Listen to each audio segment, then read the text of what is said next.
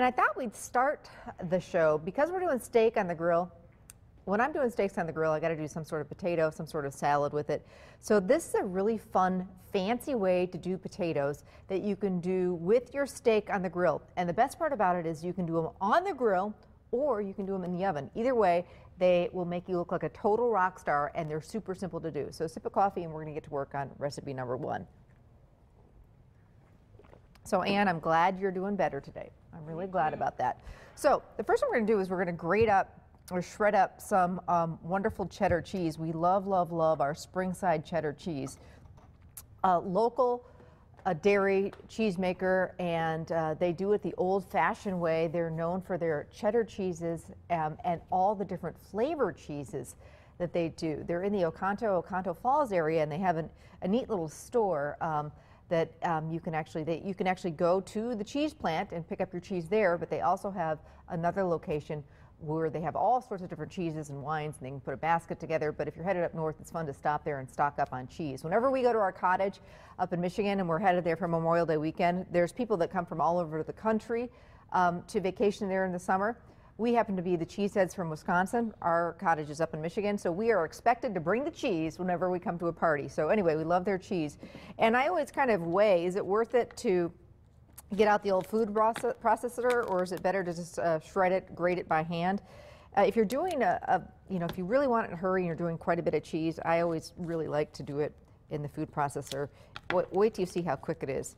I don't think a lot of people use their food processors for shredding cheese, but it really works great.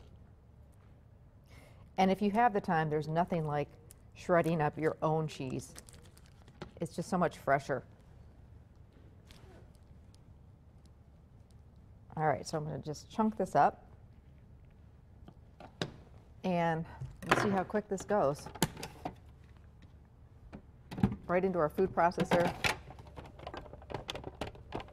All right. What'd you say? I just have to. Well, I know I have to turn it on, Ann. I'm just going to.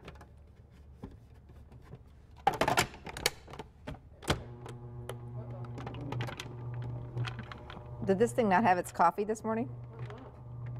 What the heck? There we go. Takes a little while to get going, just like me. I get it. So there you go. Cheese grated in seconds, and you can do a whole bunch of it. It doesn't get much quicker than that. Once the machine has its coffee. That was strange, wasn't it? Okay, so what we're going to do is I'm going to show you, we're going to load up these potatoes, and then I'm going to show you how I got to this point. So bear with me on this one. These are the coolest potatoes ever. Okay, I want to show them to you before we load them up, so you'll see, and you can serve them loaded or not loaded. It's up to you. But are these the coolest looking potatoes ever? Can you imagine having people over for a dinner party and you serve these along with the steak or burger, whatever you're serving? They are gorgeous, and they're super easy to do. So at this point, I'm going to load them up with some cheese. We'll do some bacon. I love loaded baked potatoes. When I go to a steakhouse, I'm all about the loaded baked potatoes.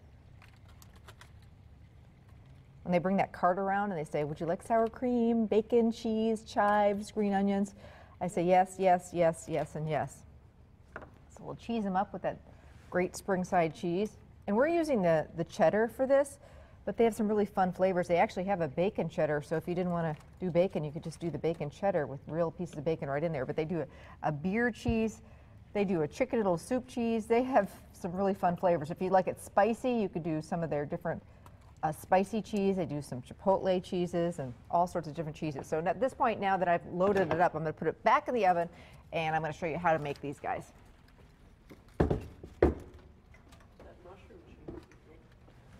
Oh yeah, that's my favorite, is the morel leek and mushroom cheese that they do. Out of this world. Okay, fancy baked potatoes, or you can do them on the grill. Either way, they work great. So you're going to take some, I like to get the nice big potatoes and wash them well and dry them well. So wash them up. It's important to dry them too. A nice clean towel. Thank you, Ann.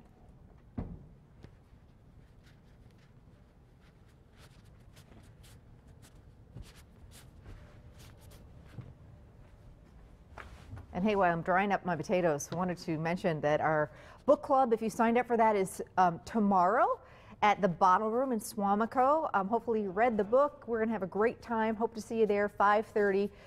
It's going to be a lovely night. I can hardly wait. And also coming up is our next big night out, which is coming up on May 20th.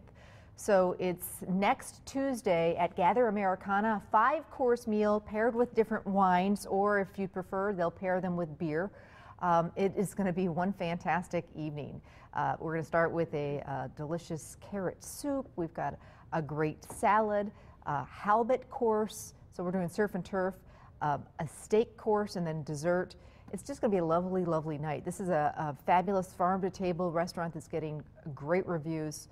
This is really booking up quickly. Not a lot of space left, but there still are a few spaces. So call today to reserve your spot. You can come alone. You can come with your coworkers, your family. A lot of times we'll get girlfriend groups together. And yes, guys do come. There are lots of guys there too. So $50 a person. That's the amazing part of it, is that these restaurants are really giving us a killer deal. So go to our website, fox11online.com, click on the living tab in the big black, red, and white box that says Big Night Out, and you can find out the full menu and more details. But call the restaurant today to reserve your spot.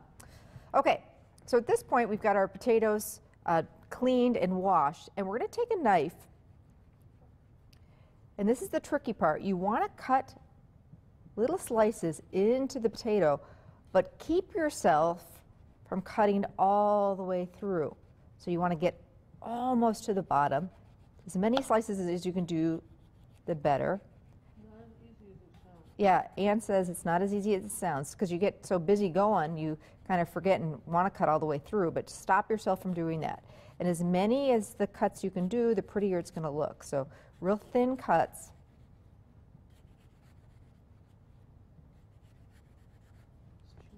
And they fan out, and they're just gorgeous. Ann, are you munching on the spring-side cheese over there? Delicious. It is delicious. Okay, so I'm doing these on foil. I'm going to melt a little bit of butter. And I'm going to cut another potato. If you can, they're easier if they're the longer potatoes rather than the big, you know, the fatter potatoes.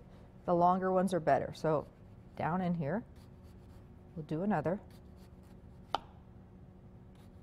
And if you do go all the way through on one of the slices or something, don't worry, don't fret, it'll all be okay.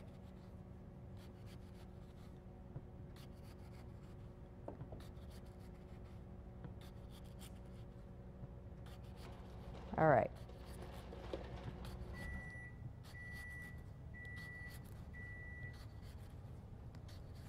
So at this point, we've got some nice sheets of foil. We'll just do 2 of them to show you. I like to use the heavy-duty foil, especially if you're doing this on the grill, but really any time, because usually then you don't need 2 sheets. And if you're going to use 2 sheets, you might as well splurge and got the heavy-duty foil. So you're going to take the melted butter and try and kind of get it in between the... Oh, Ann, you're so funny. Okay, so drizzle this butter, and you want to try and get it in between those slices as much as you can. You could also use olive oil if you wanted to watch it a little bit and not do the butter. Now we're going to do a little bit of salt and pepper also in between those slices. So these are going to have some really nice flavor.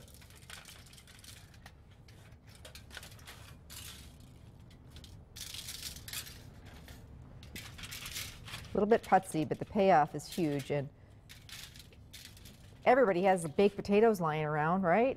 So this is kind of just a fun way to serve them. It's going to be that real wow factor. And then again, some black pepper, if you can get them in between. I need a two-handed person to do this to help me kind of pull the cracks of potatoes. So at this point, also we're going to do some Parmesan cheese. And again, if you can get it in there.